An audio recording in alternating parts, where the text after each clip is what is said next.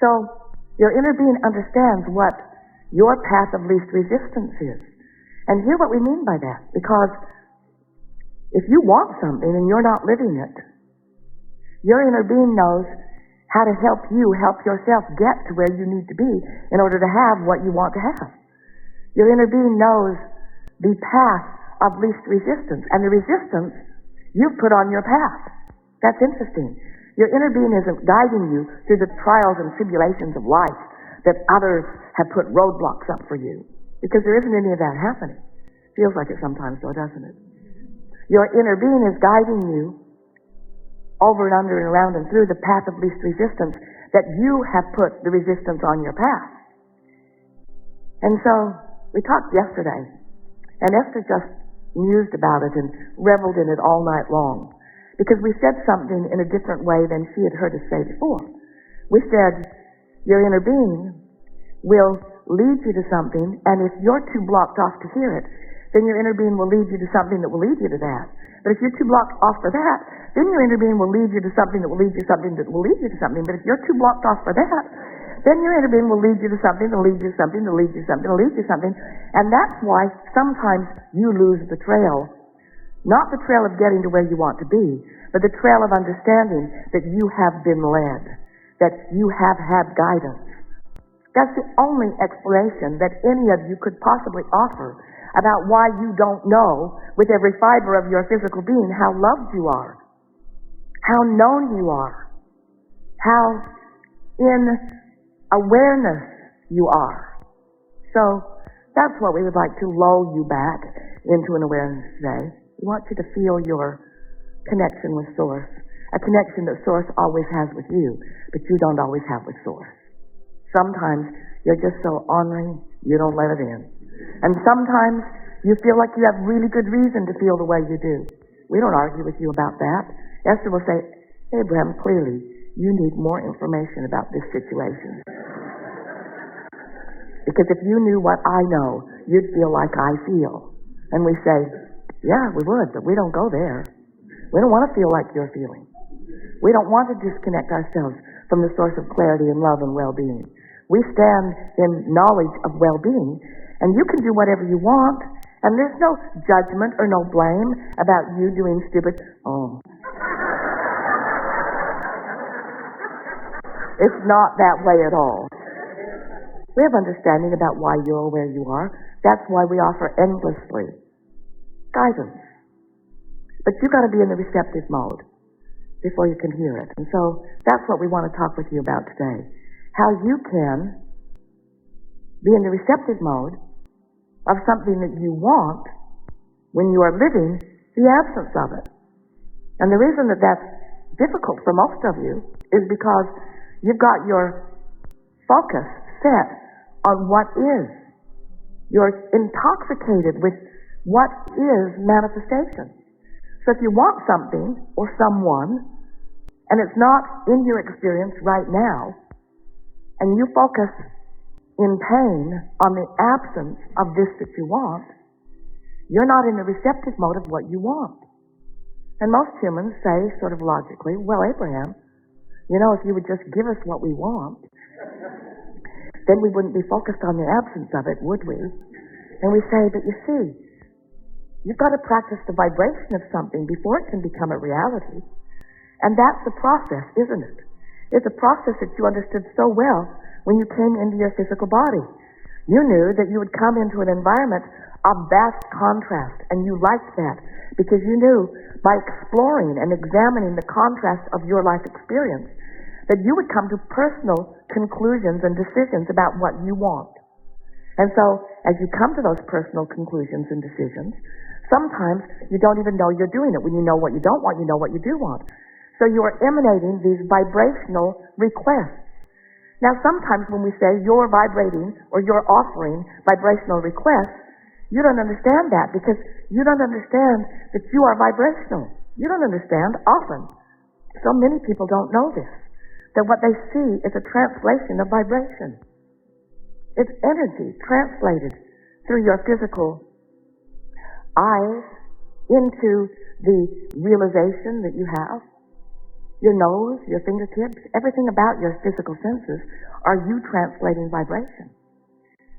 So once you accept that you are a vibrational being in a vibrational universe, and you accept that you are emitting vibrations even without words sometimes, and that every one of those requests of something that you believe would make your life better is received in this vortex, in this vibrational reality. We gave it the name vortex because we wanted you to feel the realness of it. We wanted you to find a way to feel the realness of what you're creating before it manifests. Because if you need it to manifest before you believe it, it can't manifest. You have to believe it before it can be translated fully into all that you experience with your physical senses. So you have to find a way, in religious terms, you call it faith or trust. We want to say, if we were standing in your physical shoes, we would tune ourselves to an awareness of this vibrational reality.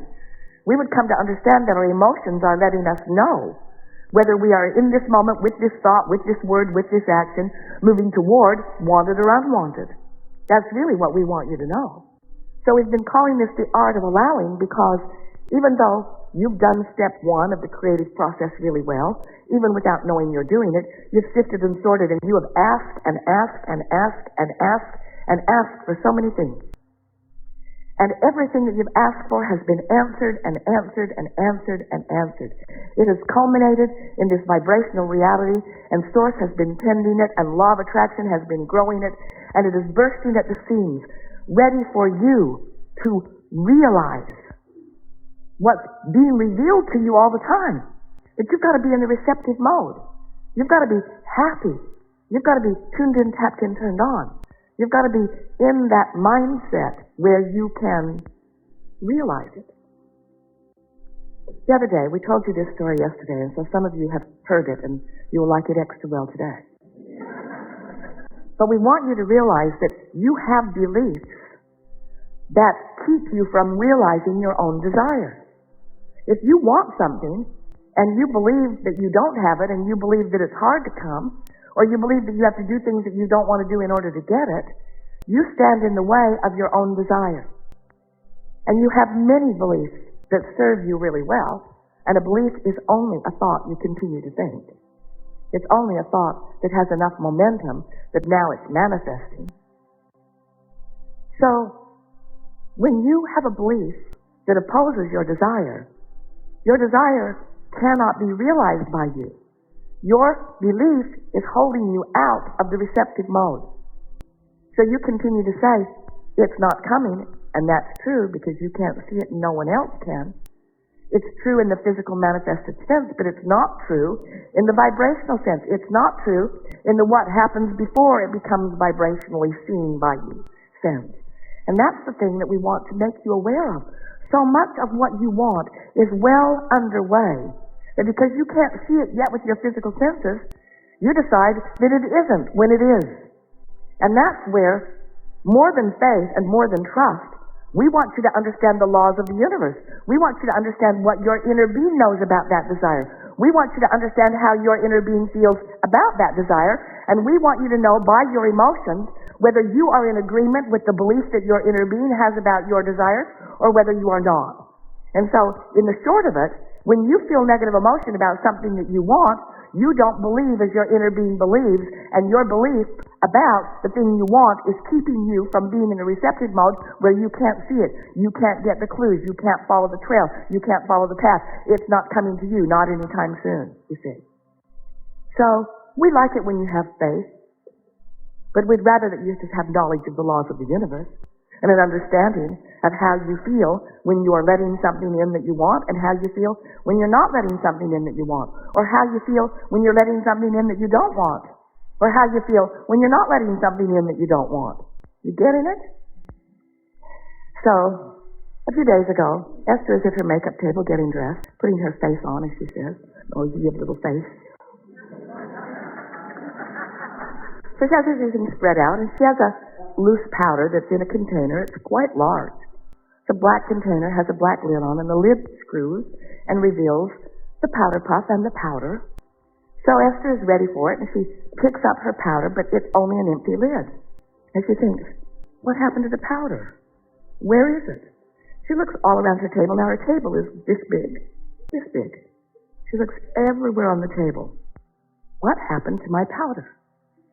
So she goes and rifles through her suitcase. Maybe it came apart in the suitcase, which she is dreading because that means there's going to be a mess in there. Maybe I left it in San Diego at the last hotel. She's trying to rationalize why it isn't where it should be. So then, we inspired her to make her bed, to hang up her clothes, to put her shoes on, and then she went back to finish putting her face on. And she looked down, and there was the powder right next to the lid. It was right there. It wasn't more than 3 inches away. But her belief that it was in the container that it was always in was so strong that she could not see it where it really was. And if it hadn't happened to her, she would not know with the fervor that she knows it how her own belief about something can keep her from seeing something that's right before her. You miss all kinds of clues that your inner being is giving you, leading you to that which will lead you to that, which will lead you to that, which will lead you to that, on this joyous journey of unfolding to everything that you want. But often, you can't see it right in front of your own face because you have beliefs that disallow it. Now, we know you've had these experiences. Esther couldn't find a pen one time. It was a beautiful golden pen. She looked and looked and looked for it. They had moved. She turned the house upside down. She opened every box. She dumped out all of her purses. She looked everywhere, and she decided that that pen was really lost. And then, about a month later, she was looking for something else, a perfume sprayer, and she's reaching around, going through the same process, looking for something else, and came out with the pen. The pen that was in that bag all along, that she had searched through more than once, wanting so much to find it, but believing it was lost. And so you can't find what you believe is lost, and you can't experience what you believe is not possible.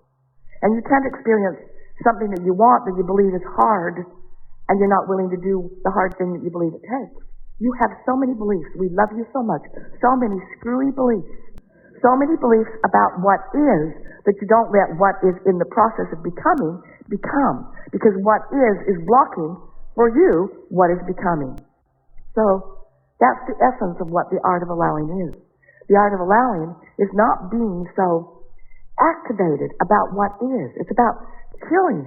It's about cooling your jets. It's about kicking back a little bit.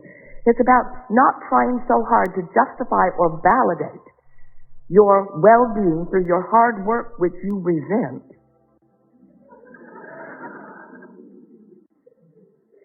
Because there are others who are obviously not working that hard, who are thriving.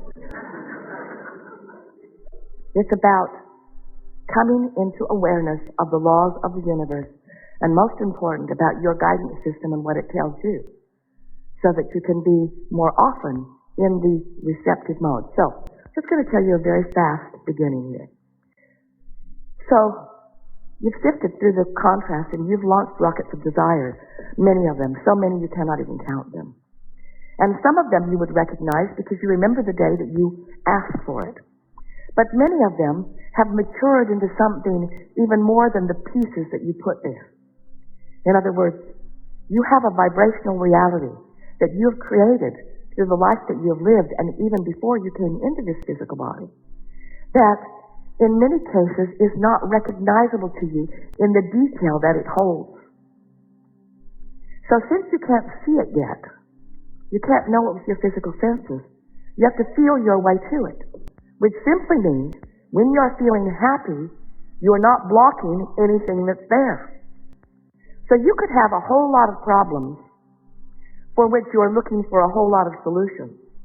And all of those solutions are there, but in your awareness of the problem, you can't find the solution, even though they're being revealed to you over and over and over and over and over again. So, you have to be in the receptive mode. That's what step 3 is. Step 1 is you ask. Step 2 is source answers. The vortex is there. It's full of everything you want. Step 3 is you got to get in the receptive mode. We call that the allowing mode, the allowing of what you want to flow into your experience. So, the way you accomplish the receptive mode is by being happy, by feeling good.